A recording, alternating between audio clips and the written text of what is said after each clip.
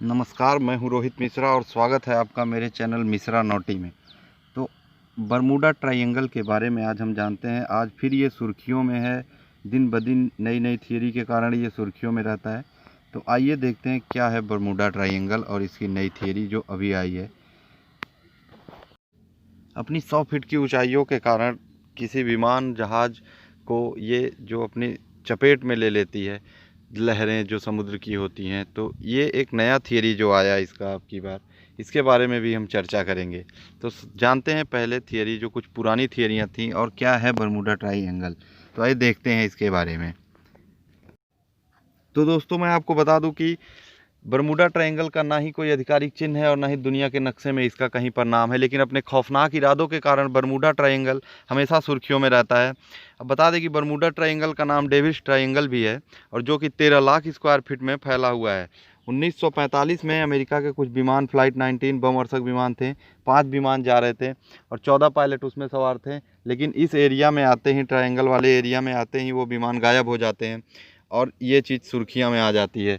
तो फिर कुछ विमान जाते हैं उनका पता लगाने के लिए, लेकिन वो भी वापस लौटकर नहीं आते हैं। फिर ये चीज़ सुर्खियों में आ जाती है और 1950 में अमेरिका के अखबार द्वारा ये चीज़ छाप दिया जाता है। तो ये बात लोगों को पता चलती है कि बरमूडा ट्रायंगल या डेविस ट्रायंगल नाम का कोई जगह है। अब बात करते हैं दोस्तों कि ये जगह कैसी है, कहाँ से आई, क्या है इसमें। तो देखिए, कुछ लोगों का, कुछ वैज्ञानिक का कहना है कि एलियंस यहाँ पर हैं। एलियंस आने जाने का मार्ग है एलियन के लिए ये। तो वो एलियंस आने वाली चीज़ों को अपने कब्जे में कर लेते हैं, रख लेते हैं और उस पर नए नए रिसर्च करते होंगे। लेकिन ये थियरी बहुत पुरानी है।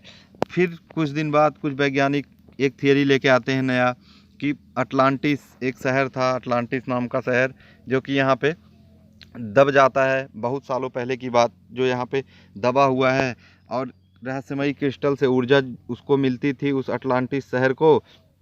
तो वही ऊर्जा क्या है कि अभी इन जहाज़ों को, इन विमानों को खींच लेती है पानी में, और पता नहीं चल पाता। चुंबकीय शक्तियों के कारण कुछ पता नहीं चल पाता। और जब भी यहाँ पे होता क्या है कि जब भी कोई विमान या जहाज़ जाती है तो कंट्रोल रूम से उसका संपर्क ही टूट जाता है। इसके कारण कुछ भी पता करना मुश्किल हो जाता है।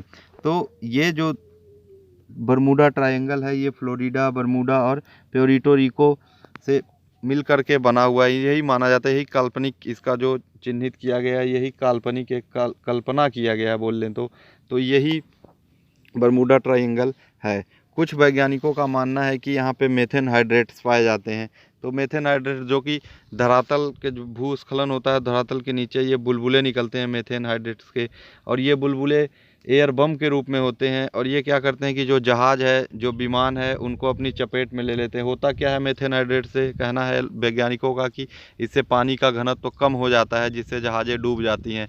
और वायु में ऊपर जा कर के ये एयर का घनत्व तो कम कर देता है, डेंसिटी कम कर देता है, जिस कारण विमान भी डूब जाते हैं पानी में आकर के। और जब कंट्रोल रूम से संपर्क बन ही नहीं पाता तो हमको पता नहीं चल पाता, वैज्ञानिकों को पता नहीं चल पाता कि यहाँ पर कैसे क्या हो रहा है दोस्तों।